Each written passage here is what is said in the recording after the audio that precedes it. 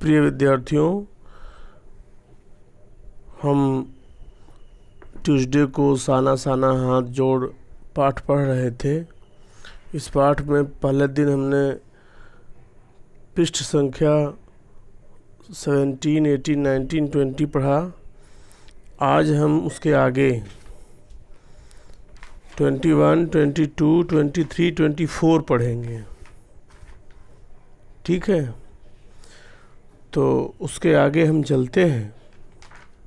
जहाँ तक हमने पढ़ा उसमें क्या पढ़ा हमने अब तक? क्या पढ़ा कि लेखिका सिक्किम की राजधानी गंगटोक और उसके आगे की जो हिमालय की यात्रा थी उसका वर्णन बड़े ही रोचक ढंग से यहाँ लिखने का प्रयास किए हैं। और इस यात्रा वृत्तांत की विशेषता है कि लेखिका अपने सामाजिक दायित्वों के प्रति सजग हैं और श्रमजीवी लोगों के प्रति भी उनके मन में सम्मान है। रात्रि में गंगटोक शहर को देख करके लेखिका को ऐसा लगा मानो आसमान उल्टा पड़ा हो और तारे बिखर कर टिमटिमा रहे हों। मैंने बताया था ऐसा क्यों लगा। गंगटोक मेहनतकश लोगों का ऐसा शहर था जिसका सब कुछ सुंदर था, सुबह शाम रात। एक प्रार्थना लेखिका के ओठों को छूने लगी थी जो उसने एक नेपाली युवती से सीखी थी। साना साना हाथ जोड़, छोटे छोटे हाथ जोड़कर और प्रार्थना करती है कि मेरा उसका सारा जीवन अच्छाइयों को समर्पित हो जाए। सुबह युमथांग, यह सिक्किम का एक स्थान है, पर्यटक स्थल है। युमथांग के लिए निकलना था पर आंखें खुलते ही लेखिका बालकनी की तरफ भागी। बालकनी समझते हैं? लोगों ने उसे बताया था कि मौसम साफ हो तो बालकनी में से हिमालय की तीसरी सबसे बड़ी चोटी कंचनजंगा दिखाई देती है। आपको पता होना चाहिए कि हिमालय पर्वत की तीसरी सबसे बड़ी चोटी कंचनजंगा है। आसमान बादलों से ढका था। कंचनजंगा तो दिखी नहीं पर रंग बिरंगे इतने सारे फूल दिखाई पड़े कि उसे लगा मानो वह फूलों के बाग में आ गई हो। युमथांग गंगटोक से 149 किलोमीटर की दूरी पर था। ड्राइवर के साथ साथ गाइड जितेन नार्गे ने बताया, रास्ते में गहनतम बहुत गहरी गहरी घाटियाँ हैं और फूलों से लदी वादियाँ हैं जो दो पहाड़ों के बीच में होती हैं, चौड़ी चौड़ी। लेखिका बर्फ़ देखने के लिए बहुत ही उत्सुक थी, जिज्ञासु थी, पर जितेन नार्गे ने इसे और रहस्यमय बना दिया कि युमथांग में बर्फ़ होगी या नहीं यह कहा नहीं जा सकता है। कभी बर्फ़ गिरती है, कभी नहीं भी गिरती। नहीं गिरेगी तो नहीं दिखाई देगी, गिरेगी दिखाई देगी। रास्ते में मंत्र लिखी हुई सफ़ेद पताकाएँ। मीनागे ने बताया कि जब किसी बुद्धिस्ट की मृत्यु होती है तो उसकी आत्मा की शांति के लिए शहर से दूर किसी पवित्र स्थान पर 108 सफ़ेद रंग की पताकाएँ फहरा दी जाती हैं और जब कोई शुभ कार्य होता है तो 108 रंगीन पताकाएँ फहराई जाती हैं। ये पताकाएँ कोई उतारता नहीं है, ये झंडे उतारता नहीं है, अपने आप नष्ट हो जाते हैं। और कोई नया काम शुरू करना हो तो रंगीन पताकाएँ फहराई जाती हैं। कभी लोंगस्टांग पहुंचने पर जितेन ने बताया कि यहाँ गाइड फिल्म की शूटिंग हुई थी। देवानंद की बहुत ही बेहतरीन फिल्म गाइड है, यूट्यूब पर आप देख सकते हैं। यहाँ पर एक ऐसा पत्थर है जो लेप्चास और भूतिया, दो जनजातियों जो सिक्किम की बहुत ही प्रसिद्ध जनजातियाँ थीं, लेप्चास और भूतिया, इन दो जनजातियों के बीच जो लंबा संघर्ष चला था, उस लंबे संघर्ष के बाद पहली शांति की वार्ता यही हुई थी। कहाँ? लोंगस्टांग पर। एक कुटिया के भीतर चक्र घूम रहा था और उस घूमते चक्र के बारे में जितेन नार्गे ने बताया कि यह धर्म चक्र है, अर्थात इसे घुमाने से सारे पाप धुल जाते हैं। लेखिका सोचने लगी कि पहाड़ हो या मैदान, तमाम वैज्ञानिक प्रगतियों के बावजूद इस देश की आत्मा एक ही है। भारत की आत्मा एक है, संस्कृति एक है, परंपराएं अनेक भले हो सकती हैं लेकिन मूलतः भारतीय संस्कृति है। भले ही यहाँ विभिन्न संस्कृतियों का संगम है लेकिन मूलतः भारतीय संस्कृति एक ही है। सभी संस्कृतियों की आत्मा भारतीय संस्कृति में बसती है। लोगों की आस्थाएं एक हैं, एक ही तरह की हैं। लोगों के विश्वास एक तरह के हैं, लोगों के अंधविश्वास भी एक ही तरह के हैं। पाप पुण्य की जो धारणाएं हैं वह भी कुछ एक जैसी ही हैं। गाड़ी जैसे जैसे ऊंचाई पर चढ़ने लगी, बाजार और बस्तियां छूटने लगी। चलते चलते स्वेटर बुनती हुई युवतियाँ और भारी भरकम कार्टूनों को पीठ पर ढोते हुए बौने बहादुर दृश्य से ओझल होने लगे।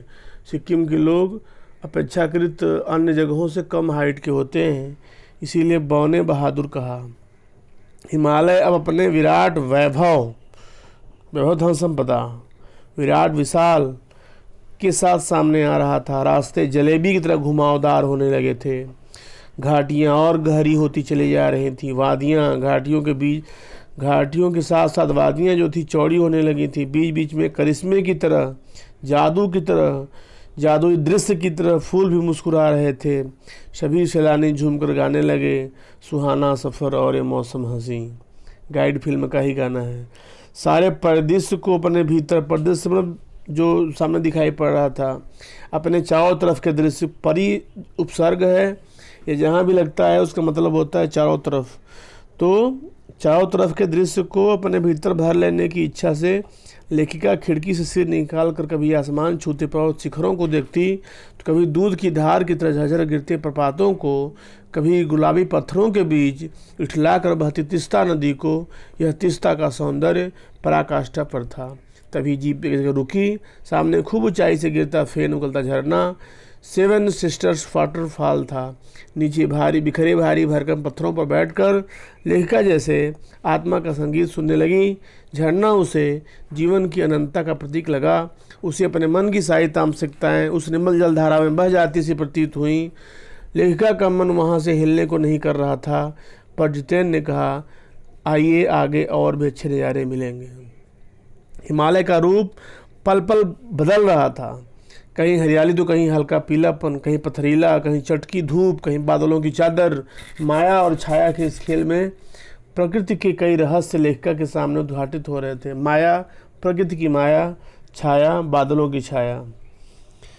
ठीक है, धुंधली चादर हटी, बादलों की चादर हटी तो विपरीत दिशाओं से आती छाया पहाड़ थे, मतलब पहाड़ों की छाया पड़ रही थी, जिनके बीच जन्नत बिखरी पड़ी। जन्नत मतलब स्वर्ग जैसा नज़ारा बिखरी पड़ी थी। पर्वत, झरने, फूलों, घाटियों, वादियों के दुर्लभ नज़ारे, दुर्लभ में जो आसानी से न मिले, कठिनाई से मिलते हों, कहीं बहुत गहरे अपने आप से जोड़ रहे थे। उसकी आत्मा की खिड़कियां खुल रही थी। ठीक है, उसे लगा कि ईश्वर बहुत निकट है। फिर उसके होठों पर प्रार्थना आई, शाना शाना हाथ जोड़ी। तो चित्रलिखित सी मतलब चित्रों के द्वारा लिखा गया है। चित्रों के द्वारा कौन लिखता है? चित्रों के द्वारा प्रकृति लिखती है अपनी माया को। और छाया, पहाड़ों की छाया, बादलों की छाया, आंखें भर भर के देख रही थी। प्रकृति जैसे मुझे सयानी बनाने के लिए, सयानी मतलब बड़ा, श्रेष्ठ बनाने के लिए जीवन रहस्यों का उद्घाटन करने पर तुली हुई थी। प्रकृति मानो जीवन के रहस्यों को उद्घाटित करने पर आमादा थी, लगी हुई थी। धीरे धीरे धुंध की चादरें थोड़ी छटी। अब वहाँ पहाड़ नहीं, तो विपरीत दिशाओं से आते छाया पहाड़ थे, और थोड़ी देर बाद ही छाया पहाड़ अपने श्रेष्ठतम रूप में मेरे सामने थे, सबसे बड़े रूप में, विशाल रूप में। तो जीप वहाँ रुक गई। लेखिका ने गर्दन घुमाया तो देखा कि सब ओर स्वर्ग जैसा नज़ारा था। सब ओर प्रकृति की सुंदरता का अद्भुत नज़ारा था। नज़रें जहाँ तक पहुँच रही थीं, चारों तरफ खूबसूरती ही खूबसूरती दिखाई पड़ रही थी।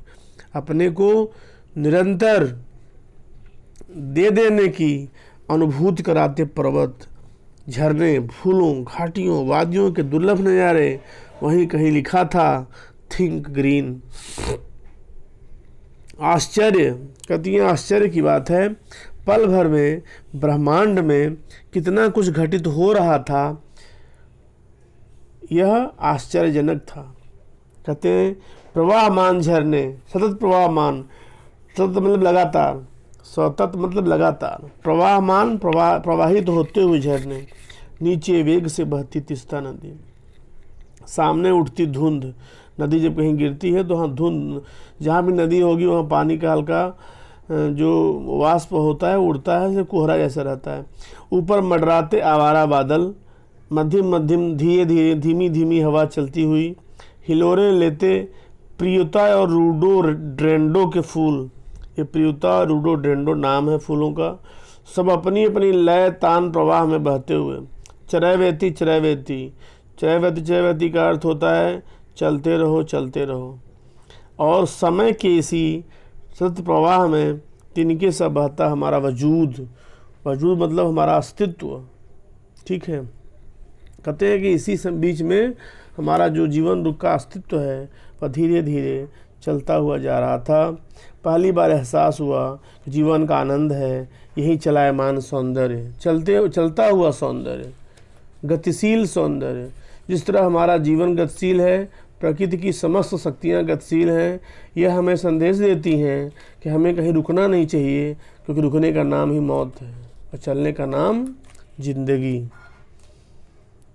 संपूर्णता के उन क्षणों में मन इस बिखरे सौंदर्य से इस कदर एकाकार हो जाना कि भीतर बाहर की रेखा मिट गई थी, भेदभाव मिट गया था, बाहर भीतर एक जैसा दिखाई दे रहा था।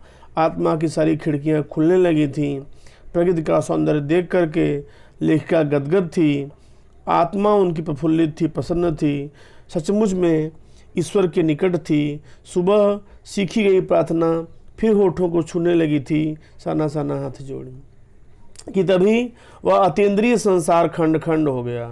अतीन्द्रिय इंद्रियों से परे, जहाँ इंद्रियां ना पहुँच पा रही हूँ, वह महाभाव सुखी टहनी सा टूट गया। क्यों टूट गया? दरअसल मंत्र मुग्ध सी मैं तंद्रिल मतलब आलस्य पूर्ण अवस्था में, आलस्य पूर्ण अवस्था में थोड़ी देर दूर तक निकल आई थी कि अचानक पांव पर ब्रेक सी लगी। जैसे लेखक ने जो जितने नार्गे था गाइड, उसने ब्रेक मारी जीप की और रुक गया। क्यों रुक गया? तो बता रही हैं क्यों रुक गया। जैसे समाधिस्थ भाव में नृत्य करती किसी आत्मलीन नृत्यांगना के नूपुर अचानक टूट गए हों। जिस तरह से शास्त्रीय संगीत के द्वारा जो नृत्य होता है लगातार होता है, इसमें एक रसता होती है और एकाएक वह नृत्य रुक जाए, मानो नाचने वाली की जो पायल है वो टूट गए हों। मैंने देखा इस अद्वितीय मतलब किसी से जिसकी तुलना न हो सौंदर्य से निरपेक्ष मतलब जिसके जैसा अच्छा न की जाए, कुछ पहाड़ी औरतें पत्थरों पर बैठी पत्थर तोड़ रही थी। अब दृश्य चेंज हो गया। गुथे आटे सी कोमल काया पर हाथों में कुदाल और हथौड़े। गुथे आटे मतलब आटा गूंथ दीजिए मुलायम हो जाता है तो कोमल भी हो जाता है। जैसी आटे की पीले रंग का आटा होता है, वैसे ही पीली सफ़ेद कोमल मखमल जैसा कोमल शरीर वाले हाथों में कुदाल और हथौड़े देखा लेखिका ने।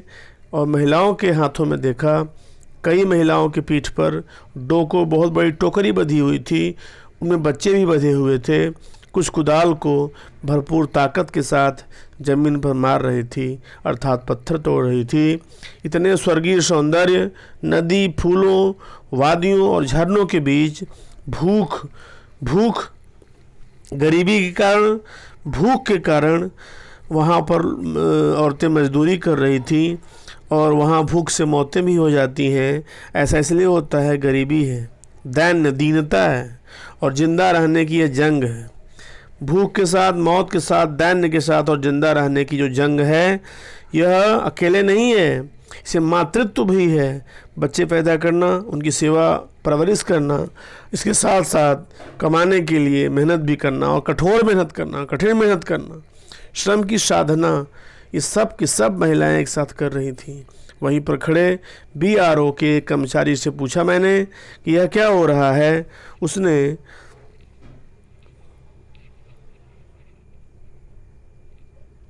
चुहलबाजी मजाक के अंदाज में बताया कि जिन रास्तों से गुजरते हुए आप हिमशिखरों से टक्कर लेने जा रही हैं, उन्हीं रास्तों को ये पहाड़ में रहने वाली औरतें चौड़ा बना रही हैं। बड़ा खतरनाक कार्य होगा यह, मेरे मुंह से अचानक निकल गया। वह संजीदा हो गया। संजीदा होना मतलब पिघल जाना। कहने लगा, पिछले महीने तो एक की जान भी चली गई थी। बड़ा दुसाध्य मतलब बहुत कठिन, जिसे बहुत कठिनाई से साधा जा सके। यह कार्य है पहाड़ों पर रास्ता बनाना। पहले डायनामाइट से चट्टानों को उड़ा दिया जाता है, फिर बड़े बड़े पत्थरों को तोड़ मरोड़ कर एक आकार के छोटे छोटे पत्थरों में बदला जाता है, फिर बड़े से जाले में उन्हें लंबी पट्टी की तरह बिठाकर कटे रास्तों पर बाड़े की तरह लगाया जाता है। जरा सी चूक हुई, सीधे खाई में गिरे, पाताल में प्रवेश कर गए।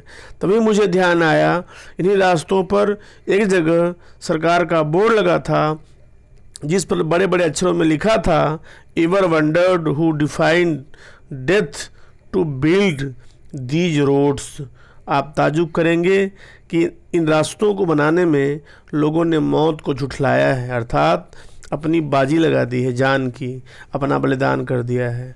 एकाएक मेरा मानसिक चैनल बदला, मन पीछे घूम गया। इस प्रकार एक बार पलामू और गुमला, जो झारखंड में पड़ता है, घनघोर जंगल है, आदिवासी क्षेत्र है, आज तो नक्सलवादी भी वहाँ रहते हैं, जंगलों में देखा था कि पीठ पर बच्चों को कपड़े से बांधकर पत्तों की, वहाँ बीड़ी बनाने वाले पत्ते पाए जाते हैं, महिलाएं उन पत्तों को तोड़ती हैं।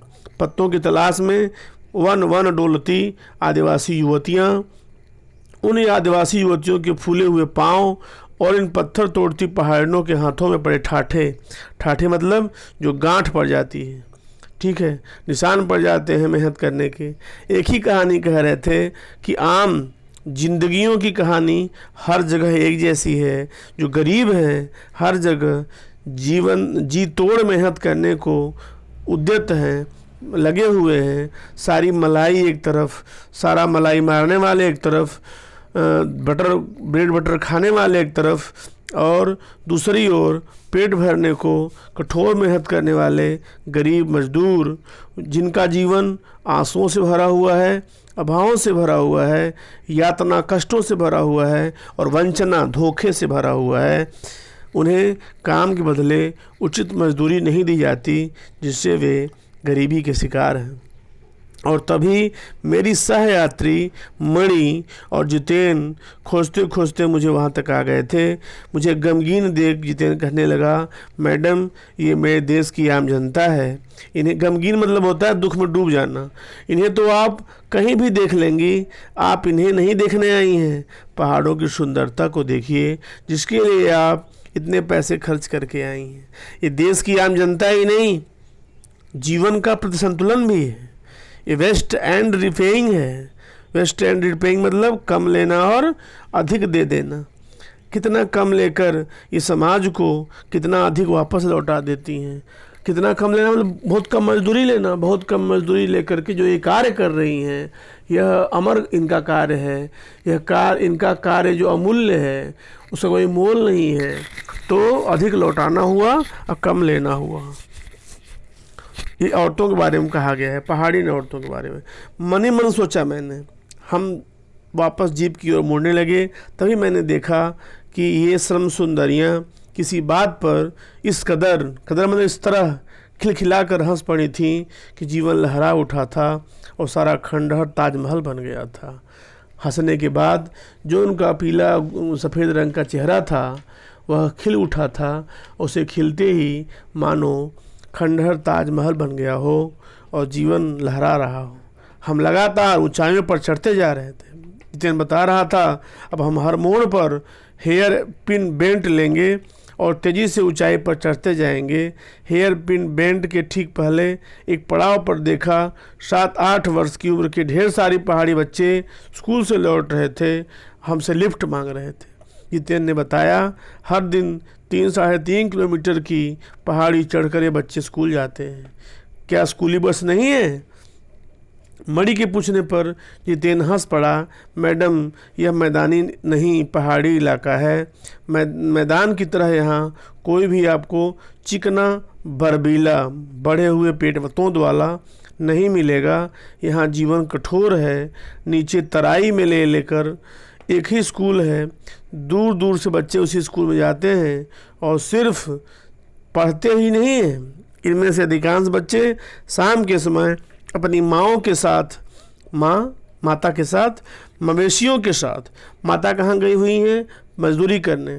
मवेशी मतलब गाय बैल को चराते हैं, पानी भरते हैं, जंगल से लकड़ियाँ लाते हैं। खुद मैंने भी ढोए। खतरा अब धीरे धीरे बढ़ने लगा था। रास्ते और भी सकरे होते जा रहे थे, सकरे पतले।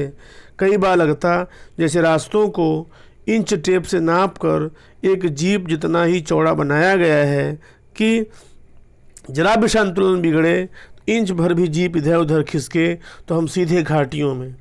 इन रास्तों पर जगह जगह लिखी चेतावनियाँ भी हमें खतरों के प्रति सजग कर रही थी।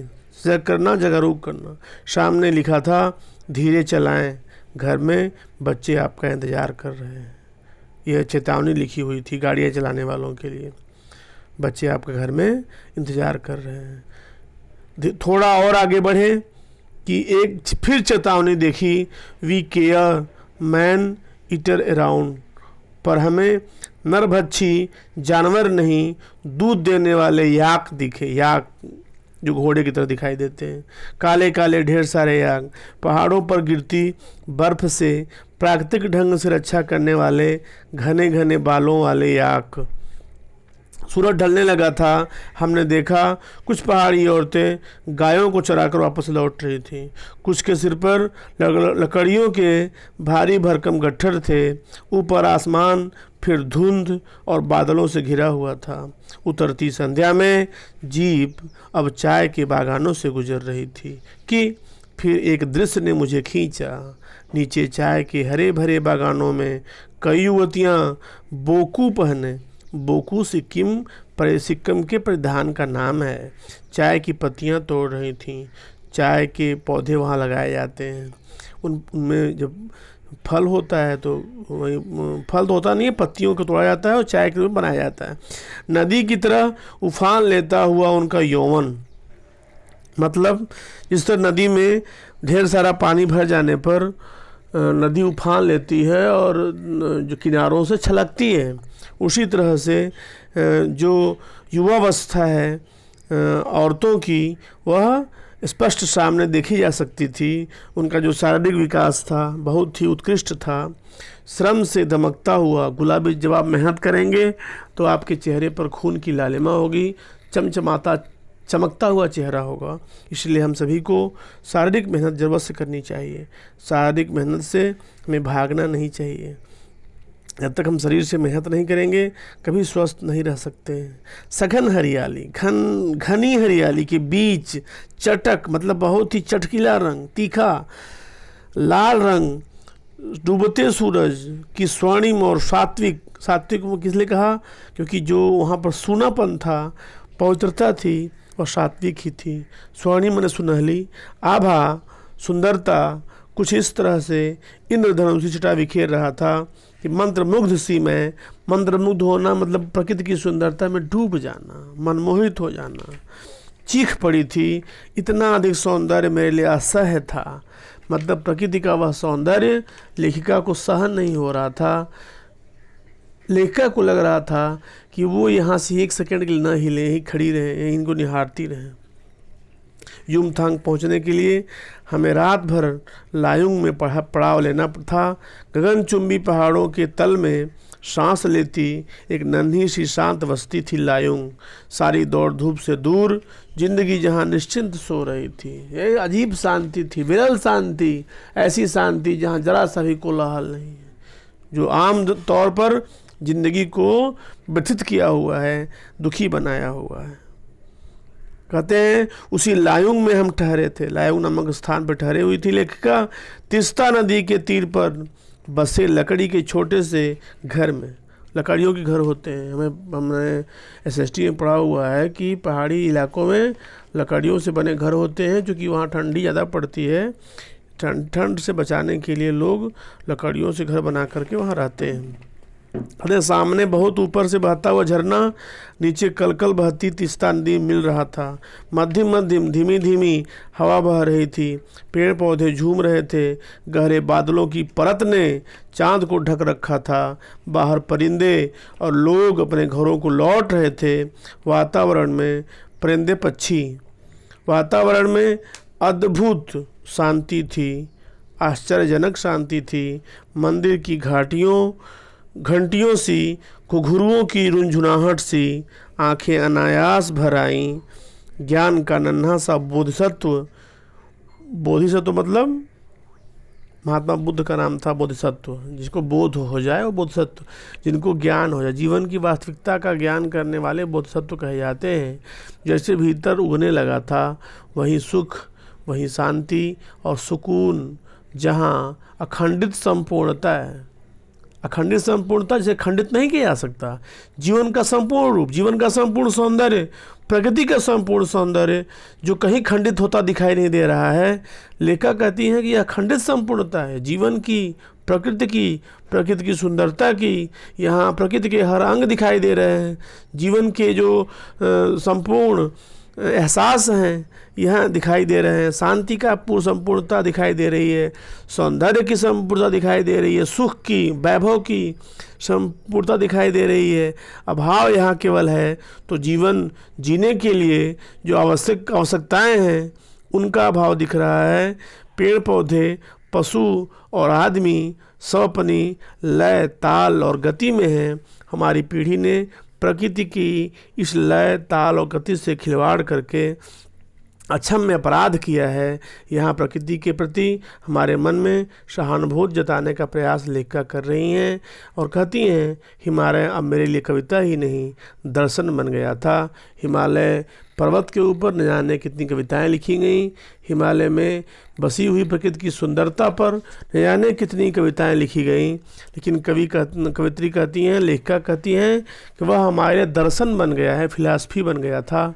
हम वहाँ अध्यात्म की बात सोच रहे थे, आत्मा परमात्मा की बात सोच रहे थे और मनुष्य जीवन की वास्तविकता, सच्चाई और सौंदर्य का हम आभास कर रहे थे।